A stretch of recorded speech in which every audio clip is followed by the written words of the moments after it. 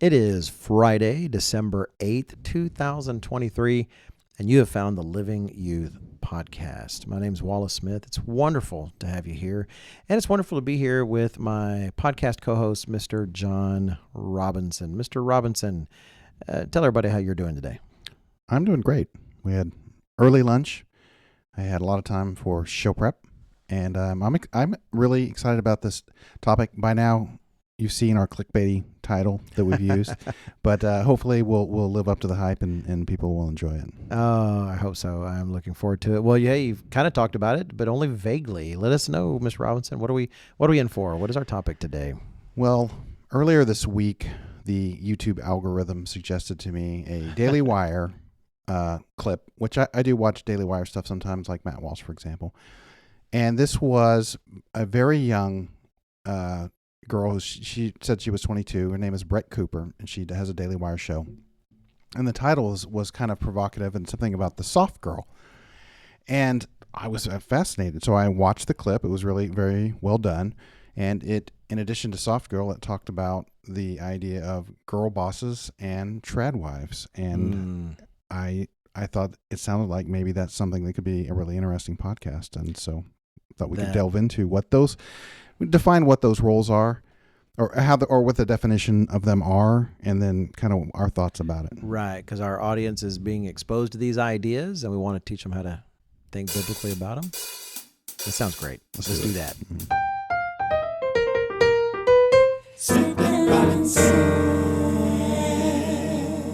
Thank you, Jake and Julia. And let me say real quickly, I'm full of a little bit of adrenaline today, Mr. Robinson, so you might need to calm me down.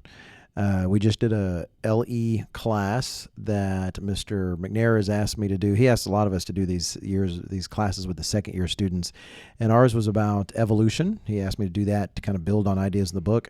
And this is going to sound like I have a very protected life, but I set my first mouse trap. We didn't kill a mouse, but I got a cheap little mousetrap to help make my point concerning evolution. We talked about irreducible complexity, and we took one apart, looked at one in pieces, and let's just say it was pretty sensitive. So I did it once, and it kind of flew one way and the other way. It's amazing how far a mousetrap will fly when it's sprung, and I don't know, it was just tiny, but you could imagine your finger getting trapped in that. So I got a little adrenaline rush I think when I was much younger, a couple times I was around an unused mousetrap because I would not deal with the used one. And I was surprised by how much tension there was on the spring. And I was like, that's actually pretty nasty. And even though it's very, very, very, very unlikely to be fatal to a human being, that would still hurt. Oh, yeah. I definitely did not want it to happen. I mean, in terms of my finger. But yeah, it went really way, and the class went away. But as a result, that literally just happened before we started to get here and put our podcast together and start recording. However, let's move into the podcast because y'all aren't concerned about the mousetraps that I purchased at Home Depot. No sponsor. Mr. Robinson, I want to say first, in front of everybody, how much I appreciate your hard work on this topic. And let me tell everyone, just like he said before the music, Mr. Robinson's the one who thought of this idea, and I appreciate it on multiple levels. I don't have any daughters. Well, it's not true. I have one now. One of my sons captured a woman and has married her. So I do have... Well done, young man. Yeah, well done, young man. So I do have a daughter, and that I do have one. Yay, I don't want her to be forgotten out there. I'd never forget her. So anyway, I do have that one, but I didn't get the privilege of raising her like her parents did. And here you have. You have raised daughters, and I find that it's very mystifying having only raised boys. And I know you're very much in tune with this topic because you and I have known each other for years, and you've been very mindful of the potential for cultural influence on your daughters. And I see in you a real passion about this particular subject. I maybe I'm wrong, but I presume based on that, because you're aware there's young girls out there that are being influenced by these things, and they're seeing these different trends, and how do we identify with them? And I know that we listed them in the title, if you saw the title, but yeah, help launch our boat out into this topic, Mr. Robinson. What are we talking about, and what do you want? Help us out. I appreciate your comments. One of the things I've really come to understand, and probably not even completely, is how much I think most of us still underestimate the influence that the culture has on well, not just the youth, but us as well. All of us. Yeah. You know, though we're theoretically a little more mature, yeah, wise, but you know, with the invention of the social media that we have, it's all the more, and it's just powerful, and it's out there. And you so, mentioned the algorithm, right? right. It's funny when you say that the algorithm, it's kind of like the algorithm is a robot that said, hey, sir, would you like to watch this? But really, literally, there is AI that is constantly deciding what you might want to see. It knows that I'll watch conservative cultural things. Right. And I do like to keep up with what's going on, because there is a ton of in many ways fundamentally false ideas being that young girls are being bombarded with about how they should behave. Right. Okay. So for decades now, you can debate how far back the true women's liberation movement goes, and that, at the beginning were the elements of it that were fair enough, and then as it went on, it kind of got into other things that aren't so good for the women. But women have been inundated for decades with this extensive societal pressure to conform in certain ways. Women and girls were, and still are, heavily encouraged to move out of the home and into the workplace, get out there and work alongside the men, compete with the men. And over time, the pressure has become greater and greater on women to have a career, have a family, and as an old commercial and deodorant for women went, never let them see you sweat. And what I came to realize when I did, and I appreciate your credit for keeping up with these things. I still had to do quite a bit of research so that I understood what was going on. Yeah, I want to give you even more credit. Just so you know, Mr. Robinson's done the lion's share of all of his research. Well, I've done barely anything. We take our turn. There's been plenty of times you've shown up and we're like, I hope you have an idea. But what I came to realize is, particularly over the last 20 years, this whole idea of the women, get out there and get in, have a career, get out there in the workplace. And I'm not even judging that. They're just talking about what the pressure is. It culminated over the last 20 years into what many labeled as being a girl boss. So the first thing we should mention is, and the reason we're talking about the girl boss is because the soft girl video that I watched discussing the new era, which is the soft girl era, is very directly a reaction, a backlash or a reaction, to the girl boss. Okay, so I went and looked up. So based on what you said, let me outline what we're going to do so people know what to expect. We have these different trends. You've mentioned two of them. We'll talk about the other, tradwife. We're going to talk about these trends, talk about how to think about them biblically, and then the one passion I have about this, I would like to offer a biblical trend at the end that we hope. People like labels. We'd like to hope to give you one to aspire to. The world doesn't like it, we're going to say, but we hope you will. Yeah, but what's part of what's interested me about this whole topic, if you expand it into the larger conversation, was not just a few feminists, self-described feminists, who just are broadly looking at what culture has pressed on women and concluding in many cases it's not been good for women. It's not benefited women. It really is interesting because you're far more in tune with what they're saying, because if they're being honest, some of them, they'd recognize that they may call themselves a feminist, but what introduced a lot of these ideas was feminism. Was something that most people would actually label feminism and the feminism movement at the time. I should also give some credit to my daughter Madeline, who was an unpaid consultant on my research, but I ran some things by her to make sure that she felt like some of these definitions I got were within the spirit of the meta. Oh, good. Well, just so you know, I ran nothing by my sons. They had nothing to contribute.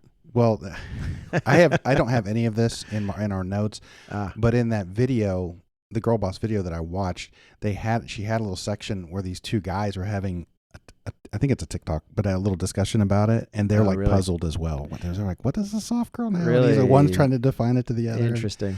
Okay. Girl boss. I have two definitions and I really like the way this was done because it makes sense. So you're defining girl boss for us. Defining girl boss. Thank you. So, as a positive term, girl boss was typically used to describe a woman who was financially successful and who held a high-ranking position at a company, often their own company. In a positive light, girl boss was often used as an empowerment term or an empowering term to praise women who'd succeeded in the face of misogyny in industries usually dominated by men. Let me highlight. You're not, you say you're defining it and it's the positive definition, quote unquote, but you're not you're not personally saying you're talking about this what dictionary.com Yeah, says. right. Okay, No, that's actually a great point. There are some things where I put it in my own words, but most of these definitions we'll read about these I've lifted from something that's supposed to be. Okay. Oh, yeah, exactly. Okay. Now, girl boss is a negative term. Okay. Which, from my perspective is what I would view as a little more accurate. But, your opinions. Well, no, that it's actually kind of fair because the way a lot of the women look at what a girl boss was, that is what they think, that is truly what they think. But how did it, the negative definition might actually be more a definition based on observation and results of how the girl boss thing worked. Okay. Interesting. Okay. So girl boss definition as a negative. Girl boss is typically used to describe a woman who views herself as a heroic figure while engaging in the same ruthless and abusive tactics used by powerful businessmen. This term is especially likely to be used in this negative sense if the girl boss is creating a toxic work environment, and this was, I thought, so interesting, creating a toxic work environment for other female employees. Based on the negative sense, girl boss is also often used as an ironic term to describe women doing mundane or unimpressive things as if they were empowering things. Interesting. Yeah, that is very interesting. So, a little what I took out of this, and because some of this is a mix of my own observation and then, reading into what this definition was, it kind of makes the case that these women that are acting as a girl boss, which kind of, even by their own definition, is like competing with the men and overcoming misogyny and all this, resulted in them engaging in what we would have more historically referred to as masculine behavior, and they just imitated the toxic masculine behavior that they hated and wanted to overcome. Right. That it's interesting. I've seen different campaigns, like say by Adidas or Nike, or definitely it's usually sports people, and they're trying to market to girls, but they'll advertise like, play like a girl, like it used to be an insult, throw right. like or whatever. But yet they're showing this fantastic power and strength and this idea that I wish I could think of one of the phrases I should have. Again, the guy didn't do as much show prep as you did, where they're trying to compare girls to boys and trying to say that you can do it even better than the boys. But what are they usually talking about? They're talking about things that tend to be traditionally masculine. Before we go to the soft girl era definition, okay, I thought I might try to briefly describe what I understand as an archetypical girl boss. Because I thought this was kind of an interesting point of it, and this you'll see why when we start talking about the soft girl. So I was talking to Maddie about this morning, and she had seen I think a YouTube short. A girl boss woman will get up at 5:30 in the morning. She'll go immediately drink some coffee. She'll get on her workout clothes. She'll do a high intensity workout. Then she'll come back and put on her dress and her outfit, and she goes and does all this work. But then she has this flexible outfit that she can change into for her evening activities, and she goes out and does this evening activity, and she comes home really late in the evening and just does it all over again. Really drives herself to this whole career and everything. And the point is that they tend to not minimize or even ignore the health impact of running like that. They're really burning it, and they don't care because they're a girl boss and they're driven to be successful in this way, and so they kind of ignore their health a little bit. So using that and transition into the soft girl definition. Because you have to sacrifice something for that. And often what would be sacrificed in many things is the care you would normally give any children. The care you'd actually used to be. I remember when it was really kind of growing. Some of you are not going to remember this, but what is it? There was a perfume commercial. I think it was perfume because I was a kid, and it was clearly a product being marketed to females, but I think it was perfume.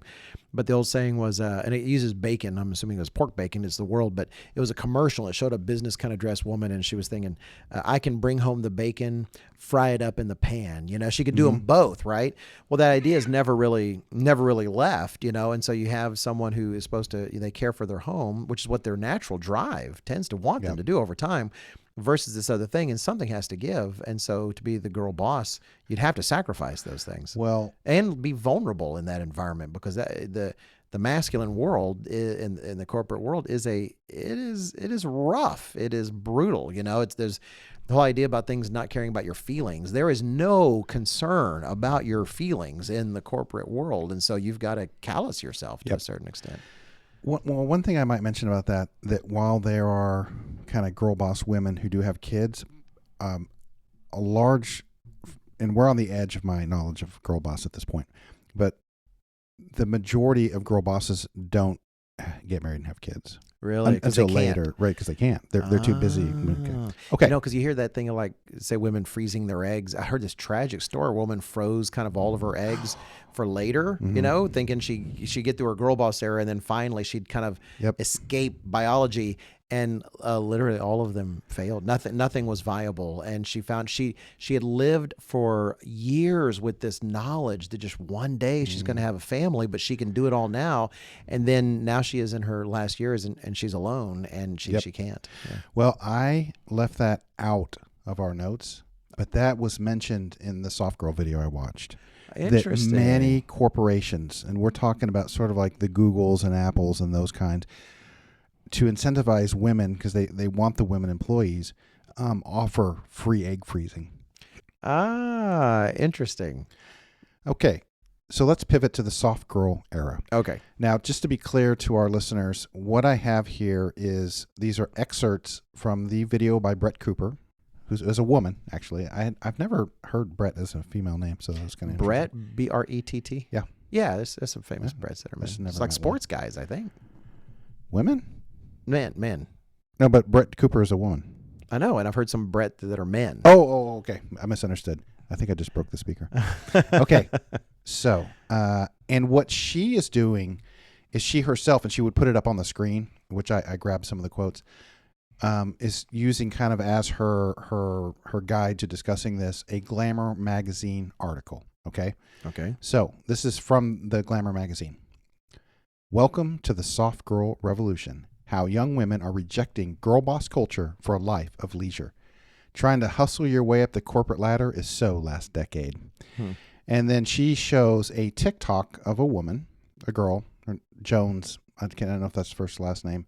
And so I have the dialogue that she says in her little TikTok girl, or I call her TikTok girl. I don't call her little. Here's what she says in her TikTok video. She says, "I don't want to be a girl boss. I don't want to hustle. I simply want to live my life slowly and lay down in a bed of moss and enjoy the rest of my existence reading books, creating art, and loving myself and the people in my life."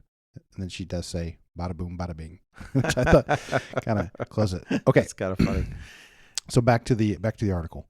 Okay, because this is helping us define what the soft girl the soft girl. So then this is a reaction to girl boss stuff. Okay. Jones isn't alone. For many Gen Z women who this is from Glamour magazine, did you say? Okay. Sorry, go. Many Gen Z women have entered the workforce during the past few years. Their greatest dream increasingly is to have the chance to achieve nothing. Isn't that interesting, though, the way... Well, you could make the case that the soft girl in its worst form does actually kind of want to achieve nothing. But okay. At least increasingly is to have the chance to achieve nothing, at least by traditional capitalist standards. Welcome to the world of the soft girl, the lifestyle choice that many young women are now holding up as an ideal. The soft girl doesn't value the grind or getting ahead. She prioritizes slow living. Her days are filled with a nearly obsessive focus on self-care, which is why I wanted to mention that the girl boss does not focus on it. Got it. From making the perfect morning smoothie to tending her skin and trading in hardcore high-intensity workouts for leisurely, cozy cardio. I'm not sure what that is. Long-term, the soft girl dreams of making dinner for her husband, and if she's got them, staying at home with her kids. She's not interested in being promoted or founding her own company. She's in touch with her feminine energy, her menstrual cycle, and her moods. In other words, to be a soft girl is to radically reject the idea of being a girl boss, the bastion of feminine achievement that was an ideal during the tech boom of the 2000s and the 2010s. Interesting. So Maddie mentioned to me that the rejecting masculine energy is a core of the soft girl movement, which is what girl bossing was all about. You know? So girl bossing is about embracing or seeking even, right. This masculine energy, and that this soft girl ideology or kind of thinking is about rejecting at least everything they perceive as masculine energy. Yep. Okay. So let's talk about that for a minute. And I do have two more quotes that I would like to read. It's Brett Cooper's own observations about this. By the way, in case we've offended any male listeners named Brett, for the record, because I looked it up, Brett is a gender-neutral name of British origin, and it actually means of Britain. So really, So a Brett, it's like a Brit. Well, she's an American, so what happened? Well, because it happens. Yeah. In fact, there's Brittany, France, for instance, as a city. It's also the same thing. So okay, you learn on this program. Yep, we're covering it all. We are. Okay, but this Brett Cooper is a female, and what does she have to say? Well, let me go. Let's go through her comments, and then we can kind of talk about, because what's unlike the Girlboss, which was a little more straightforward, the soft girl starts to become a mix of ideas that some we would agree with, and some like if your goal really is to put very little effort into anything and have somebody else take care of you, that's not a win for anybody, including you. But then, paying a little more attention. Well, like it says that they want to be what we would consider a stay-at-home wife is can be part of this whole soft girl. So it's thing. kind of it's potential. It's one of the varieties, if you will, one of the forms. Okay. So when Brett's going through this article, and then she stops in her own words, she says, "I'm going to say that to a degree, it's the feminists' own fault for this current work culture for women, because a few women push so hard for all women to be career-focused and girl boss babes, which resulted in pushing all of the rest of the women to become this girl boss." And so she's thinking that's also part of why there's this whole pushback against it. Okay. Now, here's what was really interesting, and you can make some comments, obviously, but this will lead us into our third topic of the tradwife. So Brett continues. She says the article was not all positive, because in a hilarious turn, they go on to warn girls how the soft girl lifestyle, the soft girl era, can quickly spiral into being a tradwife, which you don't want.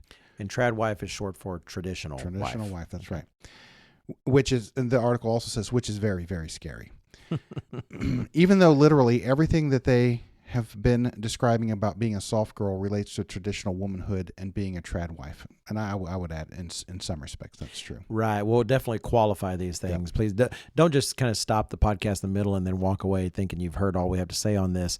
But let me summarize what you just said, what Brett Cooper said with the Daily Wire, that they're trying to, this article is trying to warn people that as you get into this soft girl kind of stuff, which they don't necessarily say you shouldn't be right, they're not necessarily don't do it, this kind of pampered in all things, not really having to strive and work hard, and kind of trying to avoid masculine energy, as they would put that. But be careful, the article said, because if you're not careful, this can devolve. You can fall into the terrible trap downward of becoming a trad wife or a traditional wife. Okay, interesting. So it's not the same as that, right? But it potentially could fit in that universe of categories. Yep. All right. So as we move into trad wife, we have so now we're talking about what is a trad wife. Now, is that what we're doing? Well, yes. And I was going to say, okay. Well, so what I was going to do is back up just slightly. Okay, good. Okay. So we had what was called first wave feminism, then second wave feminism, and third wave feminism. And then women going into the workforce in mass, in the 70s primarily? 60s? I don't know. Maybe could be. I'm not real sure. I know, at least say in my life, that was when my mom went into the workforce, was in the 70s. Well, apparently World War II was part of what pushed the trend originally, because the men were off to war and they needed more workers in the factories, and women started working for the first time. And then the men come back, and the employers realize, hey, if there's double the workforce out there, I can pay them half as much. Yeah. Well, this is kind of a different podcast, but like the government itself is invested in women in the workforce because of, a larger pool to work from means lower wages. Okay. So then the culmination of women being encouraged to not waste their lives as, taking care of their husbands and quote unquote waste, right? Right. Quote unquote waste. Getting to get out there and get their career. And listen, I know that there will be listeners out there who work outside, the women who work outside the home and have. I'm just talking about the cultural pressure on women that I think probably what irks me the most is, in fact, there's another Louise Perry. She wrote a paper, like a technical paper for the British government, and in it, the British government is trying to reduce what they call female inactivity, and that is basically means out in the workforce. And if you're a stay-at-home mom, you're considered inactive. So like you bring no value to the society, and you only bring society the value to the society if you're out in the workforce. If you're participating in the capitalistic workforce system and actually generating money and income and products. Wow. So I know a lot of housewives would not consider themselves an inactive part of the system. That's an inactive part of the system. That's terrible. Well, the thing that interested me about the soft girl thing was that it was very consciously a backlash against the girl boss culture and mindset, which and so because women themselves, this is not the patriarchal hierarchy putting pressure on women. This is women themselves going, I don't actually want to do that. I would like to go a different way and be this. I'm free enough to decide, and I want to decide to go a different way. Right. Okay. So what is a traditional wife as defined by our culture? Yeah, right. We're not saying this is right. This is what the culture is saying when you see this phrase, right? Let's see. Dictionary.com did not have tradwife, which kind of makes sense, I guess. So you went to good old Wikipedia. So you know it's true. Okay. Irony alert. So tradwife, it had Sarcasm. This word that I took out so that I wouldn't burden our audience with it, that basically means it's a relatively new term in culture. Okay. Neologism? Yep, that's it. Right. Well, go figure. You're an editor of multiple publications. I probably pronounced it wrong, but no, that sounds right. Okay, so that word that he just used means it's a relatively new term in the culture. So tradwife is short for traditional wife or traditional housewife. In recent years, in recent Western culture, typically denotes a woman who believes in and practices traditional sex roles and marriages. Many tradwives believe that they do not sacrifice women's rights by choosing to take a homemaking role within their marriage. Some may choose to leave careers to focus instead on meeting their family needs in the home.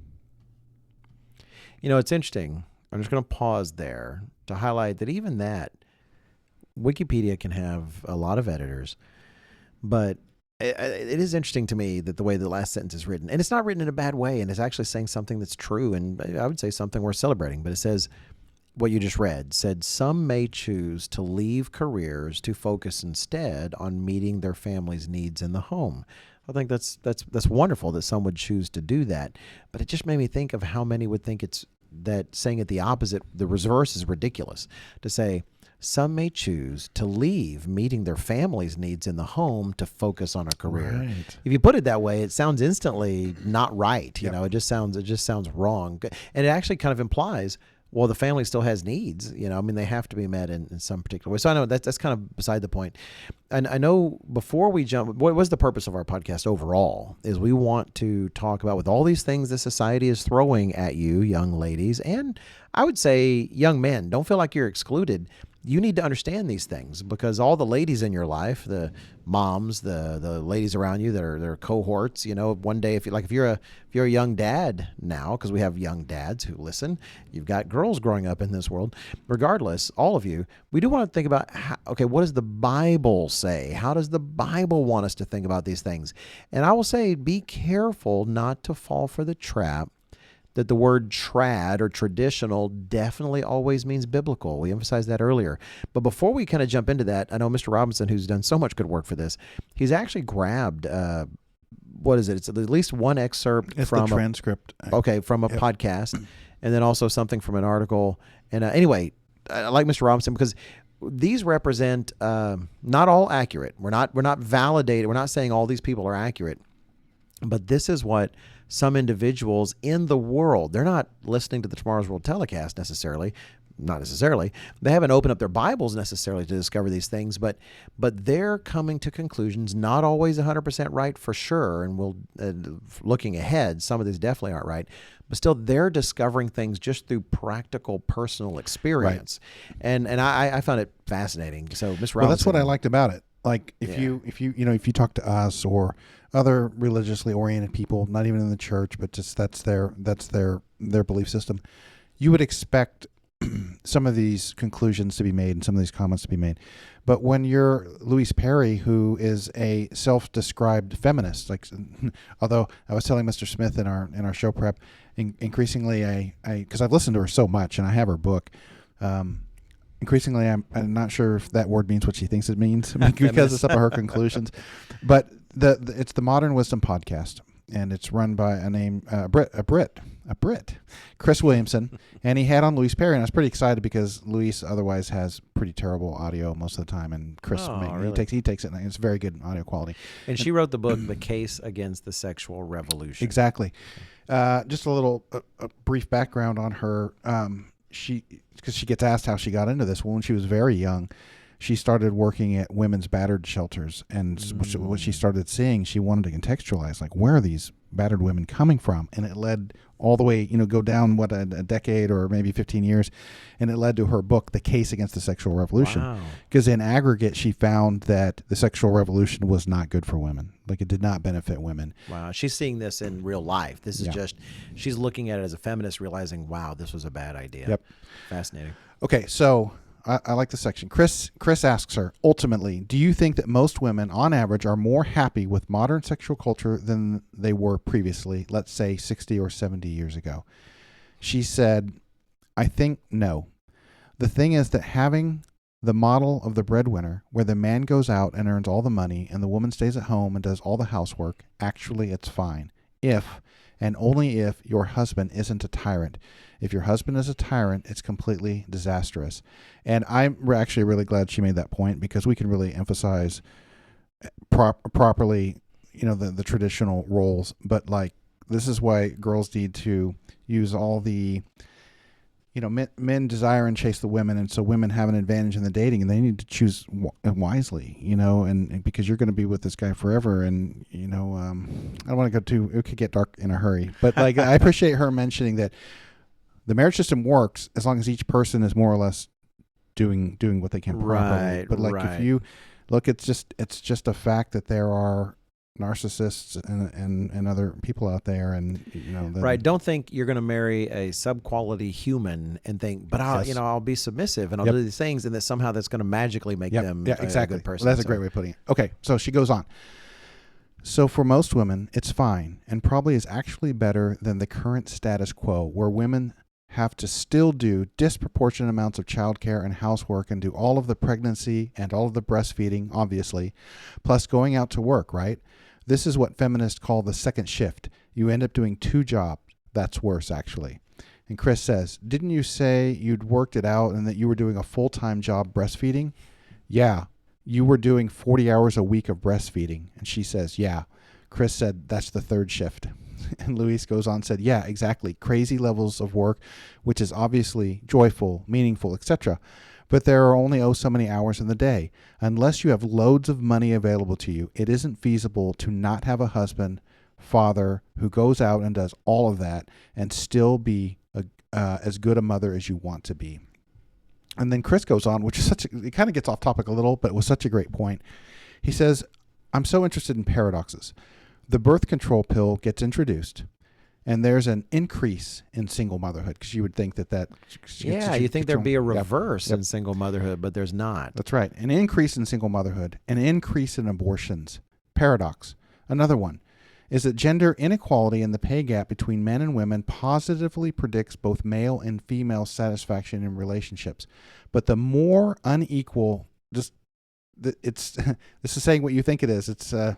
But the more unequal the earning opportunities are for men and women, skewed in the direction of men, not women, the happier both men and women are in their outcome in relationships. And the final comment, Louis says, and having stay-at-home dads is a very strong predictor of divorce. That is just, I would have never guessed that. Well, I'd never guess it except for what the Bible says, right? I mean, the idea that you have unequal earning opportunities and that you have relationships that are happier when the man is earning more, not just happier because the men are happy, but the women being happier as well. You have men who are stay-at-home dads actually being connected to a higher rate of actually divorce happening in that couple. And this idea that with that pay gap, if you want to predict if a couple's happy or not, well, one of the most solid predictors is the pay gap between the husband and the wife skewed towards the husband or not. If so, you're more likely to be happy. That's the opposite of what the society is trying to tell women is going to make them happy. Well, and the other thing that was interesting, they didn't touch on it here, but I know this is true from some of my other sources. Ironically, as well, the woman earning considerably more than the man was also a high predictor for domestic violence. Really? Yes. Wow. And we might mention as well, since we're kind of talking a little philosophy here, I think you talked about this in the show prep. When they've studied male and feminine, masculine and feminine choices, say career choices or hobbies and things, the results surprised those who were doing the research, which was the more egalitarian a society was, which just means the more it's such an equal level playing field that men can do whatever they want and women can do whatever they want. The Scandinavian countries are considered quite egalitarian. The results were the opposite of what they suspected. When the women were free to do whatever they want, they did more what was traditionally women's roles, caregiving, exactly.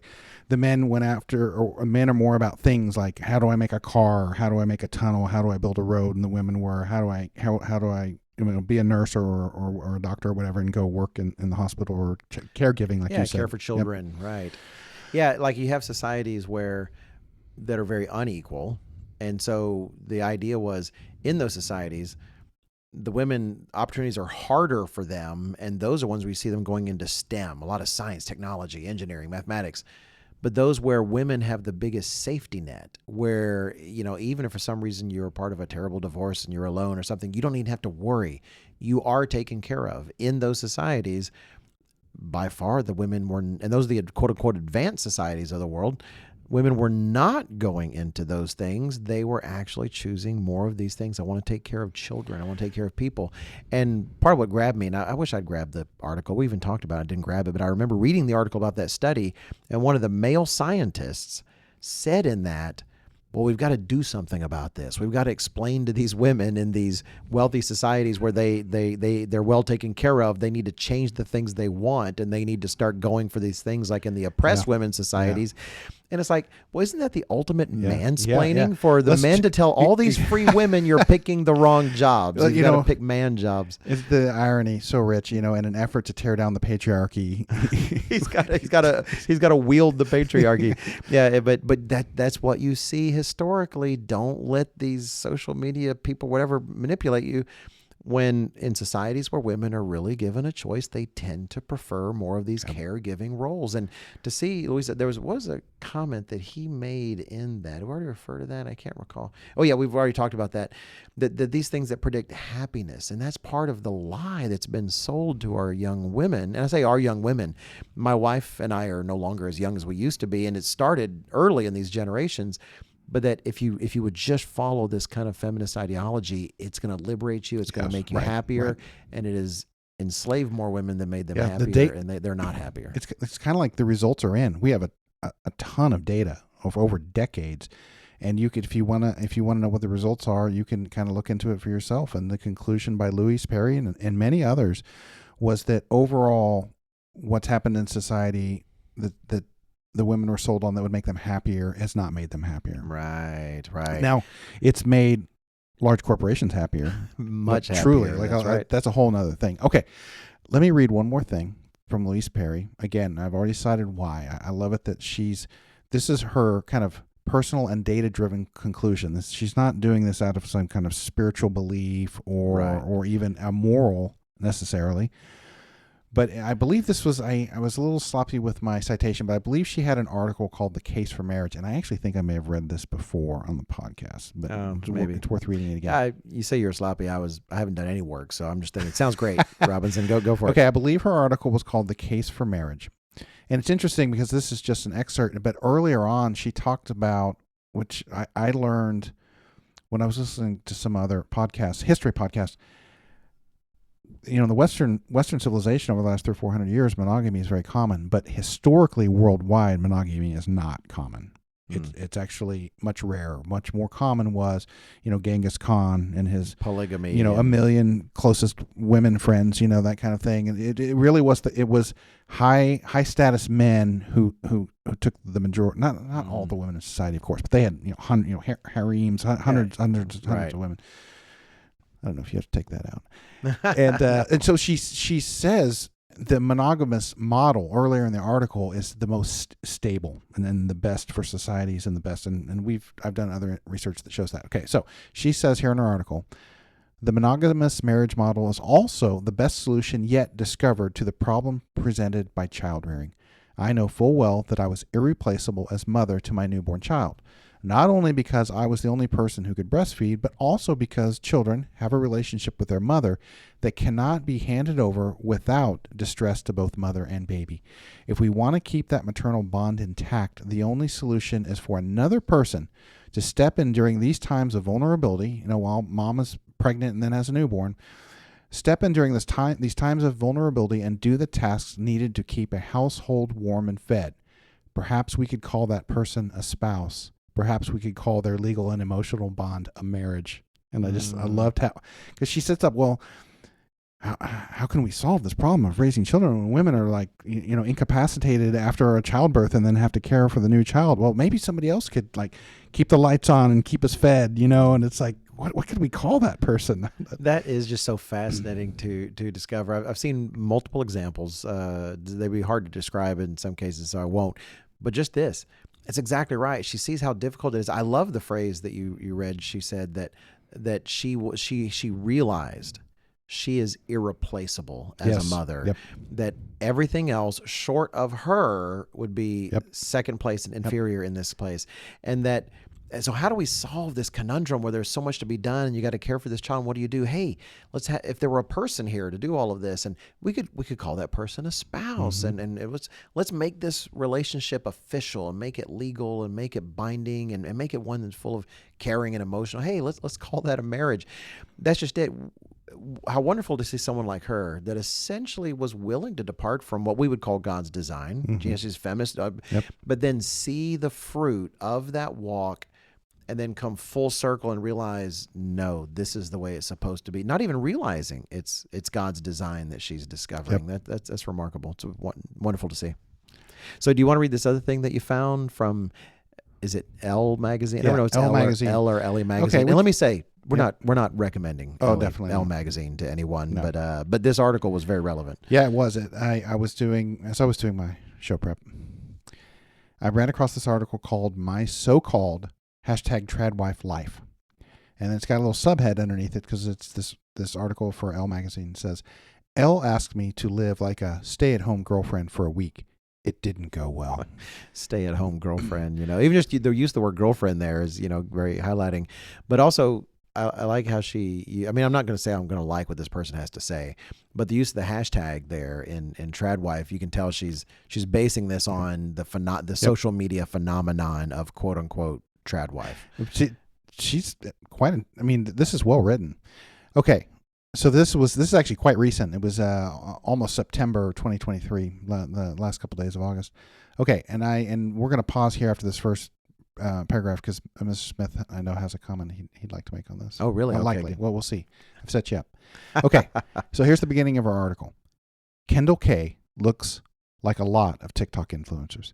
She's got the icy blonde hair, the perfectly tan skinned, the filter that makes it look like she's not wearing makeup, just dewy and natural. And like a lot of influencers, she's found her 500,000 plus following, posting TikToks detailing see, this is your first hint that she doesn't like this tradwife thing.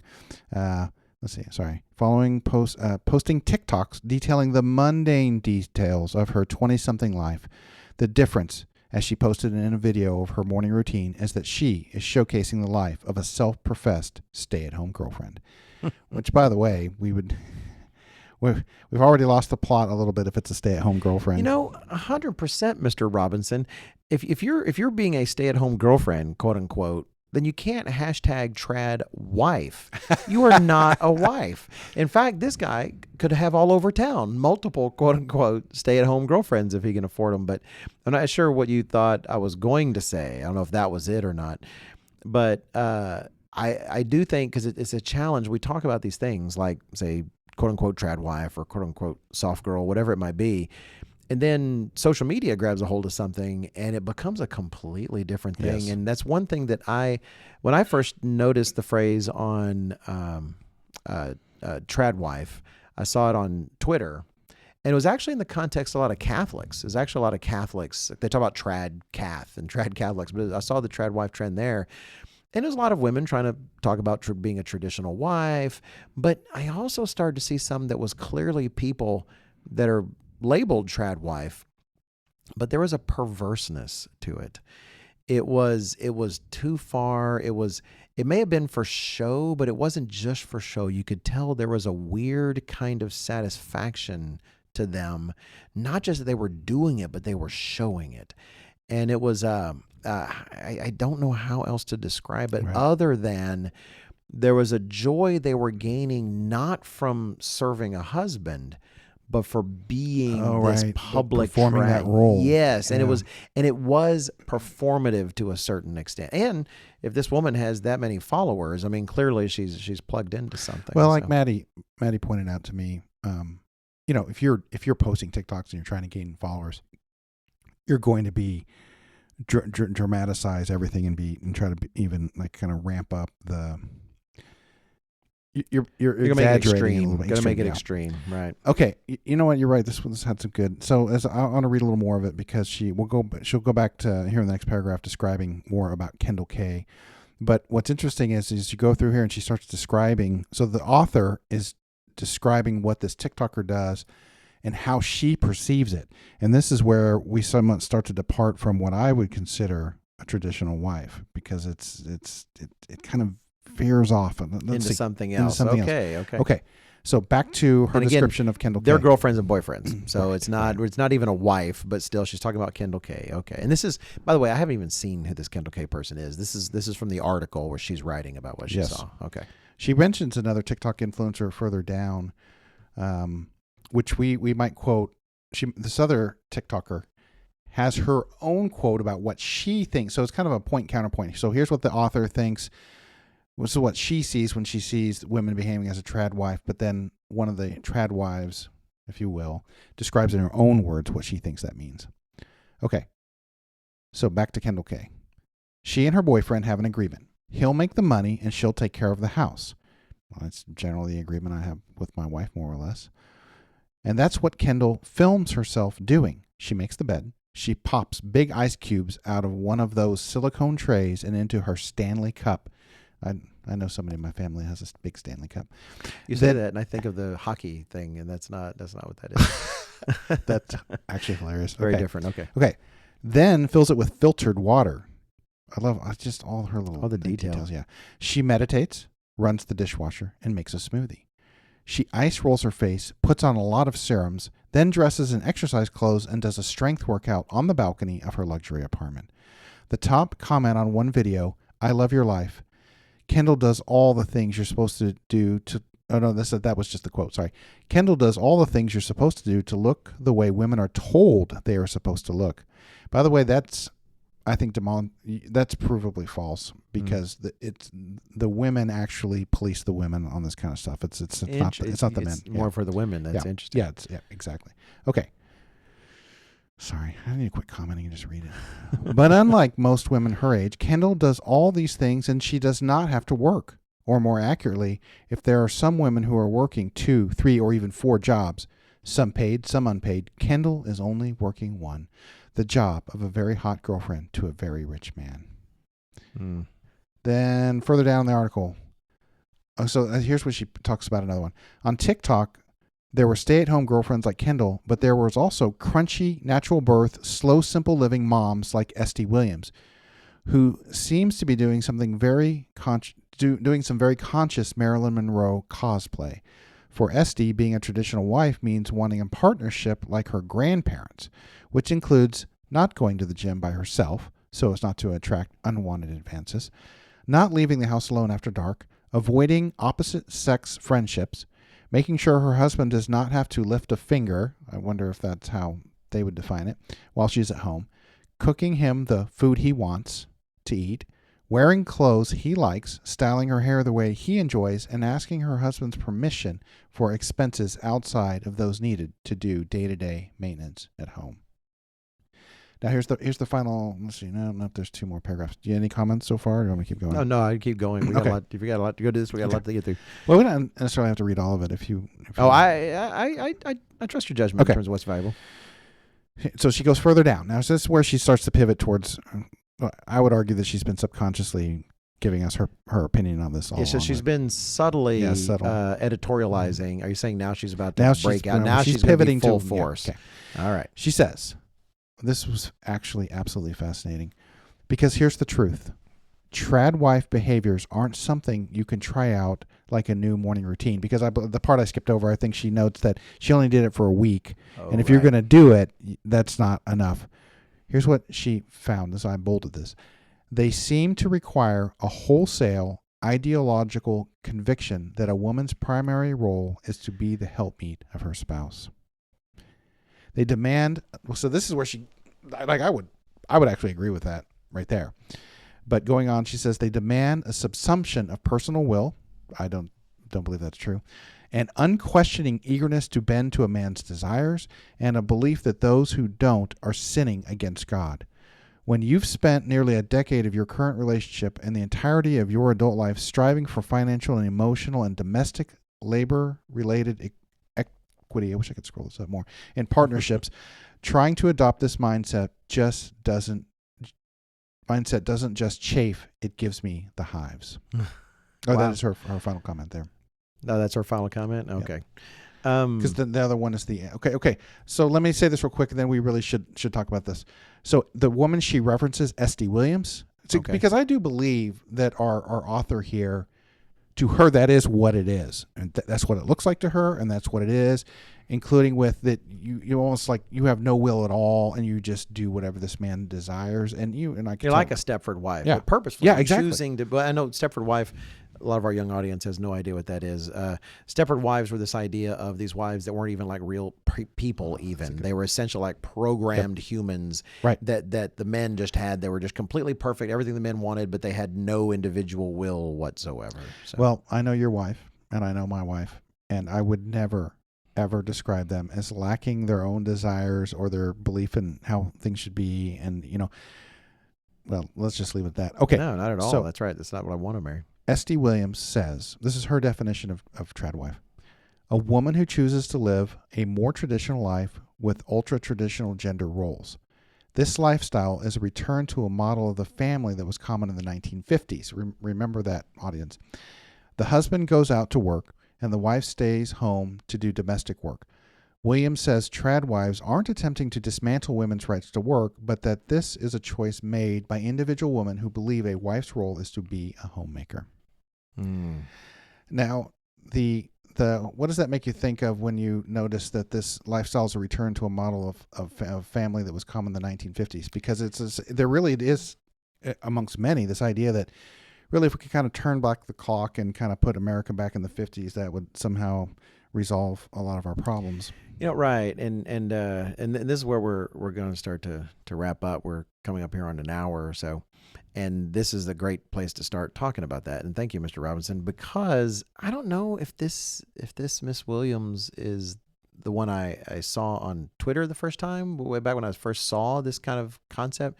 But she looked like June Cleaver from Leave It to Beaver. She was dressed completely pristinely in that mold. And hey, that's fine if someone wants to dress that way. I'm not saying they shouldn't, but you nailed it, Mr. Robinson, that we wanted to highlight this sentence because what she said there sounds pretty good in a lot of different ways, right? Except, what does she mean by ultra traditional? What does she mean by traditional? What is she hearkening to? Because of all the things we've talked about, girl boss, soft girl, tradwife can sound the most biblical. Like maybe that's what we're going for then. But remember, traditional does not equal biblical. And she said it in that quote, this lifestyle is a return to a model of the family that was common in the 1950s. Here's the thing. What was the result of that family model in the 50s, Mr. Smith? The result of the family of the 50s was the family of the 60s. Yeah. The result of the generation of the 50s was the generation of the 60s. Woodstock, flower power, free drugs, free love. There is no place in American history or any history of any real country in the world that we can look back to and say, that is our target, that is our goal. We want to reverse the clock to that. Because here's the thing, and Mr. Rod McNair made it in a sermon recently. If I can remember the sermon, I'll put it on the livingyouth.org website. But he made this point that if you keep reversing the clock, thinking you're going to find the time that we should go back to, you'll find yourself going all the way back 6,000 years to Adam and Eve, and that's when the first mistake happened, right? The whole point is trying to avoid that mistake. And that brings in why even this tradwife idea simply isn't sufficient. We want to offer you here before we close the podcast, and we'll bring some scriptures out to help emphasize this. We want to bring a fourth model that I don't think fits any of these. You've got Girlboss, which hopefully isn't tempting to any of you. You got Soft Girl, which was a reaction to that. And it can be more tempting because at least it seems more feminine. It seems like, well, yeah, I don't want this idea of being a man in the workplace and constantly. I actually am interested in being taken care of. I'm interested in having someone who's stronger than I am in my relationship, not having to be that guy. And that can seem tempting. But how far does that really go? Because God, you look at it, to me, I don't think the Proverbs 31 woman completely fits that mold because she also is productive under her husband. She's actually accomplishing something. No, it's interesting you say that because I actually thought about that earlier because at first, so let me say this and then mention why I have to back out of it just a little bit. I would say that the Proverbs 31 woman is a little bit of a mix of the boss girl, the soft girl, and the traditional wife in a sense. But but the definition of girl boss is not quite right. But like if we made a third definition of girl boss, Proverbs 31 woman is a bit of a girl boss. You know, Mr. Robinson, you're just so knocking on that door because the model that we want to give you, the biblical model. That's the one we care about, ladies and gentlemen, takes the best of those things and rejects the bad things. There's elements to Girl Boss, believe it or not. There's elements that are really connected to worthwhile values. You see the Proverbs 31 woman, how under her husband's guidance and auspices, because he has authority in the community. In fact, she says he sits in the gate. I mean, this is someone who has worked hard to be a good husband, but how with his blessing and permission, she considers a field and she buys it and she takes her profits and does something with that. Now that's not the same as a girl boss, but this idea of wanting to produce for your family, wanting to actually, be productive, but not separate from your husband, but as a part of this unit. But then you've got the soft girl, this idea that, guess what? Women aren't men. They truly are something separate. The example, I was just counseling with a couple yesterday and talking about how one of the great examples, I can't remember who said it first. I've heard it from more than one minister, where when Peter talks about how men need to dwell with their wives with understanding. Yes. And he says, we got the wife is a weaker vessel. And then we see that here. But what does that mean, weaker? It doesn't mean like mentally, you're dumber. It doesn't mean that. It doesn't mean that character wise, you can't have greater character. It doesn't mean that you're not even potentially going to have a higher role than some men when we're all in the kingdom of God and glorified and placed in our positions. It literally means weaker. I mean, you're literally weaker in some ways. Well, they said on the podcast. They quoted somebody else because they're trying to let's be real here about the differences between masculine and feminine traits. They said let's be as somebody else said, 99% of men can kill 99% of women with their bare hands. My wife gets so concerned when she sees girls on social media who talk about how tough they are and they kind of train and they kind of put this idea out like, because I'm knowledgeable, I can take any man. The man, and she says they're just setting themselves up to get mugged 100%. Or raped or something terrible. I'm glad. I emphasize that with my girls and just people within my orbit. Just a reminder. This is not a Marvel movie where a woman can fight off 5-6 guys. That's, first of all, even if you were a highly trained female assassin, you could not fight. A man could not fight off more than a few guys if he was highly trained. Yeah, I saw a video. I don't know if it was just a guy and a girl, and I'd like to think they were husband and wife. I'm not really sure because they seem like a team, but he would put himself in various physically compromising situations where she would have the upper hand, and she clearly is trained in a lot of things, and in each case, did make a difference. He just dominated. But anyway, back to the point that. What does that mean then? Well, it means you have these roles. In terms of the soft girl, the positive things about soft girl, there's this idea that imagine it, you're both kind of containers, vessels for God's purpose. And as a woman, you're this beautiful wine glass, crafted by a master or something. It's just a delight to have, but not useless. You're not just a trinket. I mean, you're something that's used, right? And then a man is the rusty bucket, right? Who you throw a rock, the glass is going to shatter, but you put the bucket over the rock. Yeah. Over the glass, and the glass is protected. And so, is that from something? It was either Mr. Gwynn, possibly Mr. League. I'm not sure, but I remember hearing it. I remember hearing a minister say, and I don't even know that if they originated kind of it. Like a old rusty bucket. That's right. So again, the soft girl thing, the idea that, well, no, I just want to be pampered. Well, that's not the way God does things. Even as the church, we're the bride of Christ, but he expects us to enter into his labors. He wants us participating with him, and actually getting our fingers a bit dirty. But at the same time, yes, it is a feminine role. The idea that there is a difference between you and the man really is the protector and should be providing. There's benefits to that. And then finally, the last thing was what? Oh, tradwife. This idea that, yes, there is a designated role for you that God has designed that you should want to fulfill. But make sure you're getting that from the right place. Don't go looking to some vision of the past, whether it's the 50s or the 40s or the 60s or whatever it is.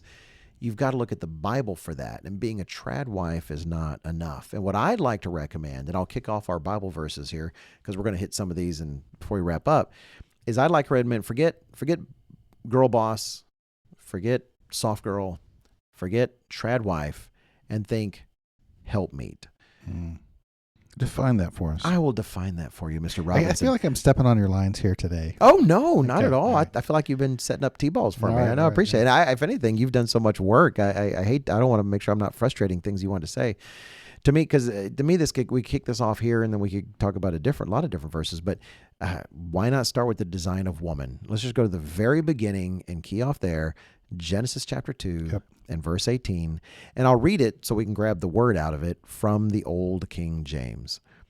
And the eternal God said, "It is not good that man should be alone. I will make him an help meet for him." Now, that's not one word. There's an interesting history to this. The modern word actually isn't help meet, it's helpmate. One of some of the articles you mentioned there that said helpmate. But if you look at the etymology of helpmate, it was actually this kind of, I don't want to say corrupt because it's not negative, but it was kind of a corruption of help meet because people recognize this is your mate. And meat is so close to mate, it became help mate, but it was actually rooted in this very thing. And the word help meet there means a fitting helper, a helper that's like you, a helper that's comparable to you. And this role, this fundamental role of the design of woman, and we have a sermon about that concerning the design of woman. Because I gave that. I think it's what I titled it. I think I titled that. I think that was the title I gave it. I'll have to put it out there. But this idea, designed? Does it have design in it? It's woman by design. I think that's it. I try to be artful with it. That's a problem. Then you can't remember it.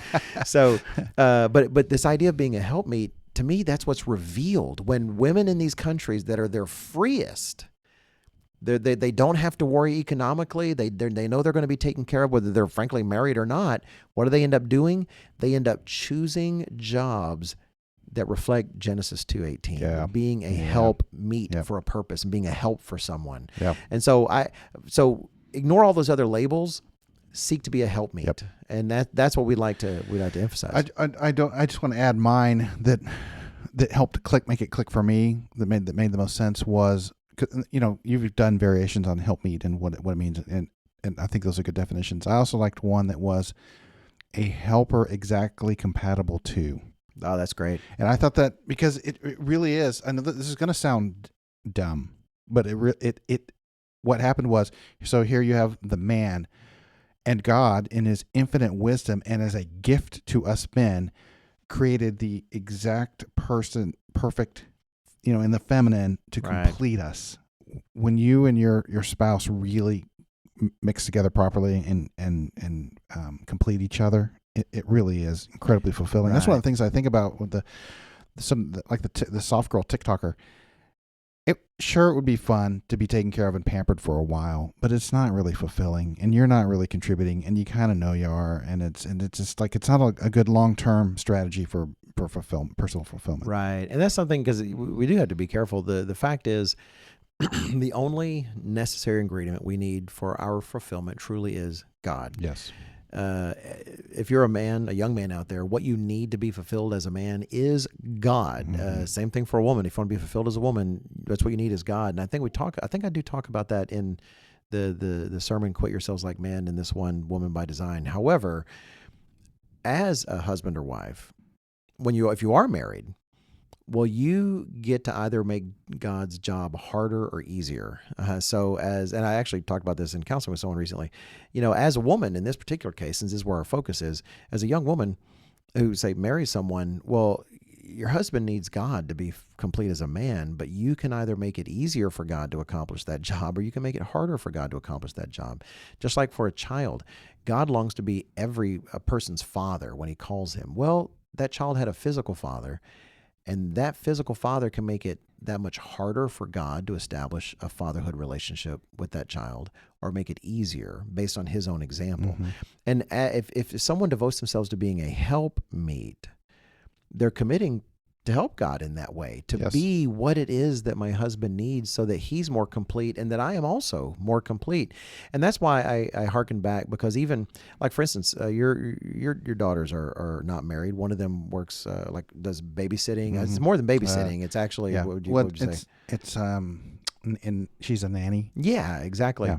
I know several young ladies. I know my wife, for instance, when she was working in a bakery, that's part of what she did, is she liked to work with food, in terms of preparing that, learning how to do that well.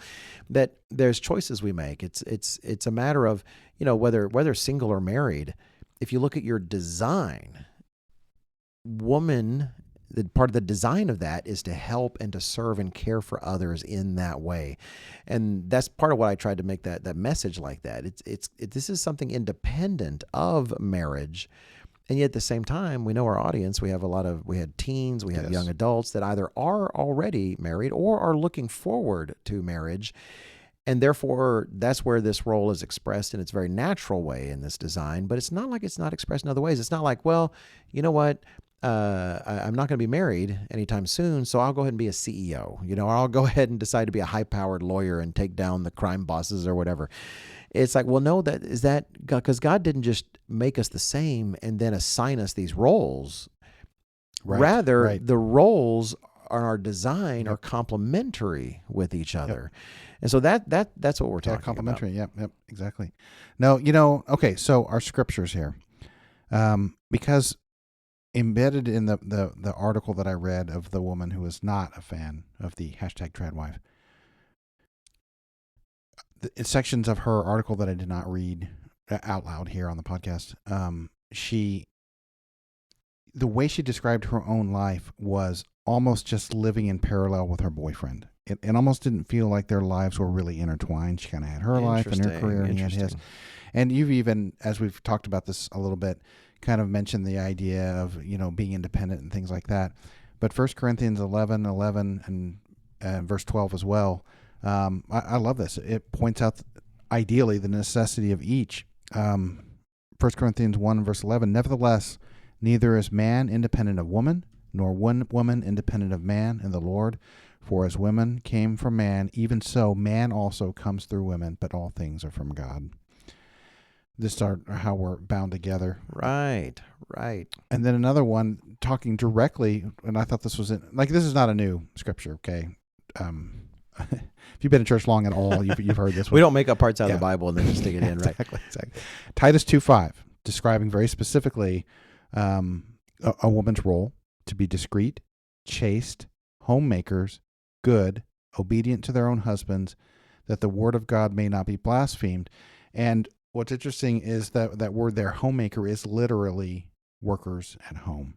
Yeah, I grabbed the because I had the same verse on my list, and I grabbed it out of the old King James, and it did say keepers at home. You know, people who do keep the house and build a house for that family. Not build it in terms of bricks and mortar, but in terms of turning that building into an actual home for the family. I was talking to our editorial assistant, Thomas White, earlier today, and one of the things you wouldn't know, especially if you were younger, is actually how different our modern relationships are, just because of in many cases, our modern civilization and technology and everything. But in the past, think the time period I hold up that I think is the most relatable to people and typifies this the best. You know, you go back to the mid 1800s and the Little House on the Prairie. I mean, you didn't have electricity, you didn't have tractors. You know, if you wanted to plow the land, you got 2 oxen and hooked up a thing behind it, right? Right. If you wanted to farm the land, you had to cut down the trees, okay? If you wanted to have hay to feed the animals, you built a barn. And guess what? Men are great at that. Or, you know, a lot of strength, a lot of endurance, and so you start to understand if you lived a life like that, which is very typical because, you know, here's an example. Modern society right now is roughly 90% of our population lives in cities and 10% rural. But over 100 years ago, it was exactly the opposite. 90% rural, Wow. 10% in the cities. And so while the men are out there doing all this backbreaking work, wouldn't it be great to have somebody back at the old homestead, you know, taking care of all the matters that keep a family running? And Maddie, who read all those Little House on the Prairie books, said a common conversation amongst the men and women, it was who had the harder job. And they concluded they never really had a firm conclusion, which to me meant that the way that they divided the duties actually was more or less fair. It's not like the women didn't do the heavier work that required great strength, but it was not easy to make dinner back in the day. You know, you get a fire going, tending the fire. Somebody had to go draw the water, the switch and turning the stove on. It was a lot of hard work. Yeah, and so everybody pitched in, and that you were almost like a partner. You were teams. You had to work together, and so this workers at home, that is a blessing. We are you and I are both blessed that, you know, I would like to think most men married in the church who have wives that tend to family duties, that can fulfill that role. And, you know, look, I know some out there need to do some work outside the home or whatever, and I'm just talking about like the most common way things are set up, at least in the church. It's truly a blessing to have somebody fulfill that role while you're out there trying to kind of protect the family and battle things out there and bring home the money and do those kind of things. So, you know, one of the things though that my wife pointed out to me about the New Testament though is that though women are in Corinthians here, or sorry, Titus, you know, some definition of their roles as housewives. You do see a lot of women in the book in Acts, in the book of Acts, helping with the apostles and helping doing things in the church. So it's not like you were completely. I mean, just think again of the Proverbs 31 woman. Though she was clearly a worker at home and a homemaker, it's not like she never got out of the house and didn't tend to other things. And, right. And women actually make quite a good contribution. Well, we know the challenging travels that Peter and the apostles went through, and we know that Peter took a wife because Paul talks about it and says, hey, can't we, you know, Paul took a wife, you know, is that something wrong? And think about how much hard work that would have been. I doubt that she stayed in the luxurious hotel in Antioch, you know, while he went off facing stones and rocks. The Antioch Four Seasons. That's right. So, you know, that was challenging for her too. And just like I know, like when I travel to a new area, my wife doesn't, you know, sit in the car and watch YouTube videos while I'm in visiting and talk to people. No, she's there too. This is part of her trip. She's not a minister, but she's still serving where she can. And I know, yes. So it's not like it truly is a division of labor. It's not like, you know, easy life for either one and then work for the other. It's not slavery, for instance. It really is actually a division of labor. And, you know, part of what's interesting, and I don't know if we want to wrap up here with something else, but listening to Louise Perry's comments that you were reading earlier. It's her name, right? Am I getting it right? Louise Perry. Yep. Louise Perry. Okay. She's got a bunch. You want me to read more? Oh, I bet you could. No, we'll just summarize by going to the Bible.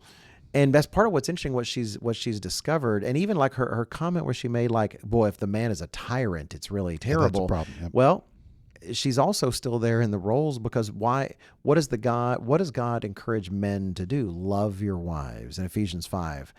So in a sense, that is literally, and I don't want to get distracted in terms of the man's role, but men have to think of their role is to love this woman. That is literally an assigned task given by God, is to love this woman. And so what she is discovering in her practice is the roles, the complementary roles that fit men and women by design. Because what has she said? She essentially has discovered Ephesians 5:22 and 23. Wives, submit yourselves unto your own husbands as to the Lord. For the husband is head of the wife, even as Christ is the head of the church, and he is the Savior of the body. She is discovering, in her practical ways, that guess what? Family works when you do it in a particular way. Yes. And guess what that way is that works? It's the way it was designed by God.